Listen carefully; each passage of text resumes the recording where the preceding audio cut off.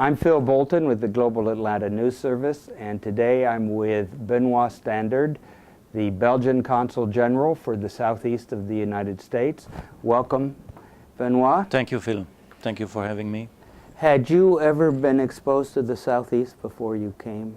No, this was a first for me. I used to be posted some years back. As a matter of fact, it was in dramatic times. It was 9/11 in New York, but this is the first time I discovered the Southeast, and very pleased to do so. What has struck you about the region as you've traveled? Of course, or not of course, the first thing that you do is to compare your experience with the past ones.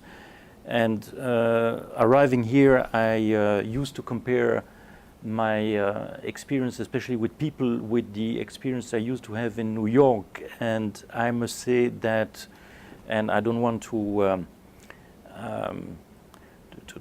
exaggerate, but I found the people in the South far more hospitable, gentle, easygoing, and relaxed than in New York. So in that respect, I'm very happy again. Belgium has quite a historical connection with this part of the country, has it not? I think that we can say that the relationship, certainly commercially speaking, between Belgium and Georgia goes back to a long time ago, to times when Georgia, which used to rely solely on the cotton industry, tried successfully to develop in various ways, but starting from the textile industry, and to not only to export bales of cotton without having processed them, but trying to process them and to develop a textile industry. And we in Belgium, we have quite an experience and quite a expertise in that domain. And the first big Belgian companies which came to the Southeast, more precisely to a little town called Dalton, which all Georgians know, of course, were what we call in Belgium the textile barons, the big companies in the textile industries. They are still there and doing very successful business. They, of course, were hit by the real estate crisis, because when you build houses, you need some flooring and some tiling. When you build some less houses, it goes down as well. But they're still there. So Dalton is a starting point for the first relationship between Belgium and Georgia, but we did not stop there, and I must say that I can say that the relationship between Belgium and Georgia developed along the same line as Georgia itself developed its industry and diversified its industry. And so we have right now in Georgia some big and nice and very modern industries in various domains, going from the pharmaceutical industry, the chemical industry.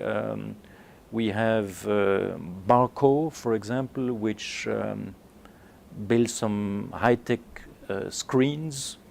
We have Solvay, which is a high-tech industry developing all sorts of product, namely in the plastics. We've got UCB, which is in Belgium a giant in the pharmaceutical, etc.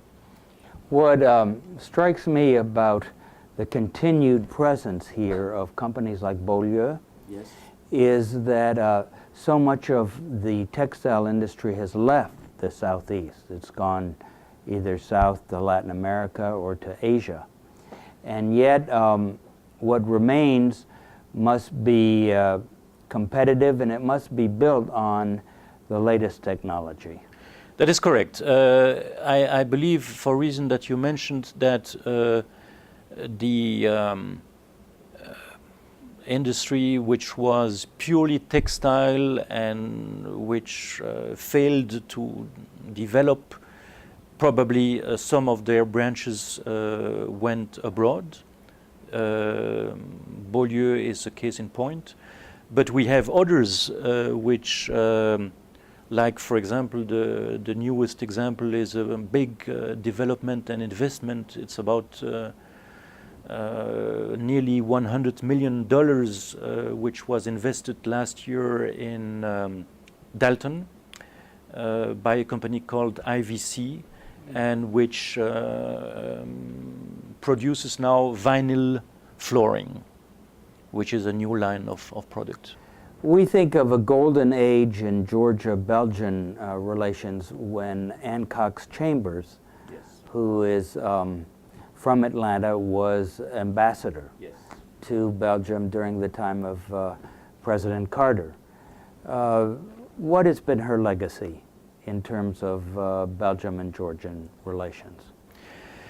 Well, I think we cannot underscore enough her legacy. The thing is, she certainly put Belgium on the map, as we say here in Georgia, so much so that she launched the saying, which lasts until today, well, maybe not as strongly as in her time, that Belgium, as you know, comprises 10 provinces, that Georgia was the 11th province of Belgium. And that is certainly true to a certain extent. To put it very shortly and briefly, I would say that she was certainly instrumental at that time for the launching of a direct flight between Brussels and Atlanta, which was at that time done by a Belgian company, Sabena, which has disappeared in the meantime. But thanks to Delta, we enjoy a direct flight Atlanta, Georgia every day. And I think we, the Belgians, and you, the Georgians, can be very happy about that. And I'm sure this is one of the main, but not the only one, legacies of Ann Cox Chamber.